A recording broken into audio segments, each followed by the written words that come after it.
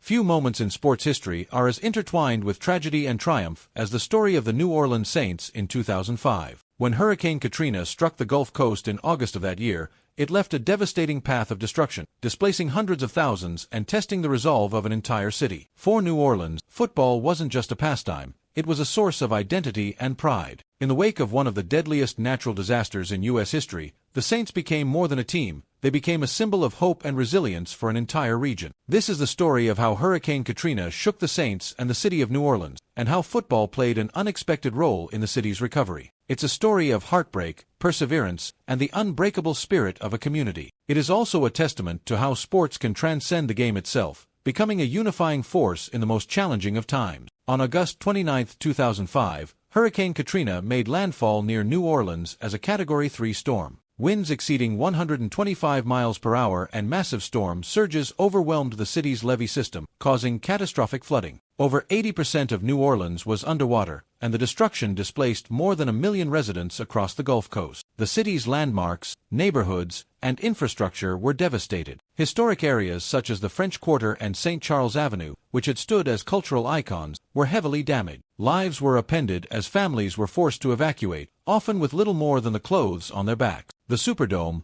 home of the Saints, became a refuge of last resort for thousands of evacuees. Conditions inside deteriorated quickly, with shortages of food, water, and sanitation. Amid this chaos, football was the last thing on anyone's mind. The New Orleans Saints, like their city, were left searching for answers. Katrina's aftermath raised questions about whether New Orleans could recover at all, and whether the Saints would remain part of the city's future. The uncertainty weighed heavily on the community, leaving fans and players alike wondering what role football could possibly play in such dire circumstances. The 2005 NFL season presented unprecedented challenges for the Saints. With the Superdome severely damaged and unfit for use, the team was forced to play their home games on the road. San Antonio's Alamo Dome became their temporary home, with additional games played in Baton Rouge and New York. Displaced from their city, the Saints struggled to find stability. Players and coaches lived out of hotels, and the team faced logistical nightmares as they tried to prepare for games while grappling with the emotional toll of the disaster. Head coach Jim Haslett described the season as playing with a heavy heart every week. The sense of displacement affected not only their on-field performance but also their mental and emotional well-being. The Saints finished the season with a dismal 3-13 record,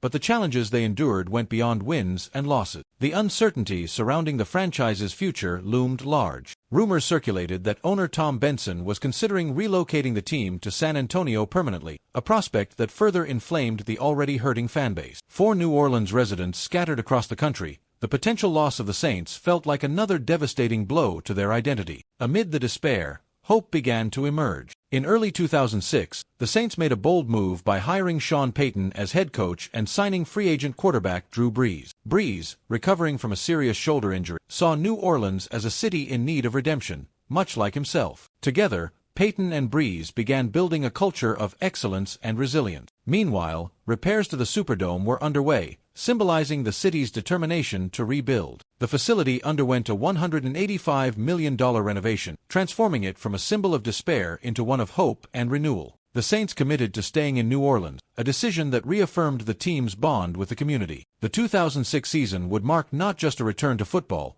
but a step toward healing for the city and its people. On September 25, 2006, the New Orleans Saints returned to the Superdome for a Monday Night Football matchup against the Atlanta Falcons. The game was more than just a sporting event. It was a symbol of New Orleans' resilience and a moment of catharsis for a city still recovering from devastation. The atmosphere inside the Superdome was electric. Over 70,000 fans packed the stadium, many of them experiencing football for the first time since Katrina. From the pre-game festivities, featuring U2 and Green Day performing "The Saints Are Coming," to the game itself, the night was charged with emotion. The Saints delivered an unforgettable performance, highlighted by Steve Gleason's iconic blocked punt in the first quarter, which was returned for a touchdown. The play set the tone for a dominant Saints victory and became a defining moment in the team's history. Gleason's block remains one of the most celebrated plays in NFL history, symbolizing the city's defiance in the face of adversity. It was a moment that transcended sports, becoming a rallying cry for an entire community. The 2006 season marked the beginning of a new era for the Saints. With Brees at quarterback and Payton's innovative play calling, the team reached the NFC Championship game for the first time in franchise history. Though they fell short of the Super Bowl, the season signaled a transformation for both the team and the city.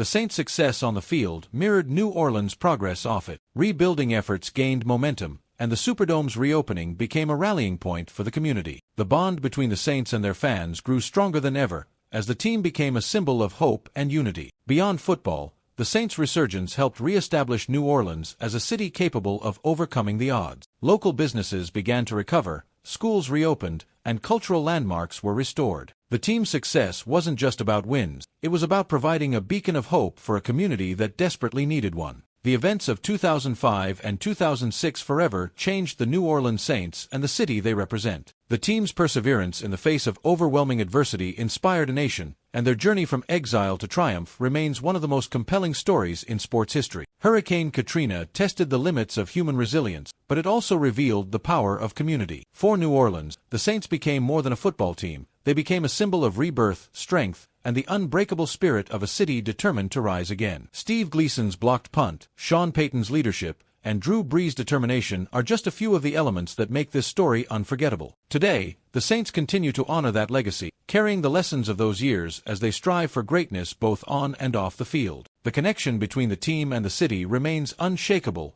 a testament to The story of Hurricane Katrina and the New Orleans Saints is a testament to the power of sports to heal and inspire. It's a reminder that, even in the darkest times, hope can emerge and unite people in extraordinary ways. For the Saints and the city of New Orleans, the journey from devastation to revival is more than a chapter in history. It's a legacy of resilience that will never be forgotten. As the Saints continue to march forward, their story remains a beacon of hope and determination for all. It's proof that, even in the face of unimaginable challenges, the human spirit can prevail, and a community can rise stronger than ever.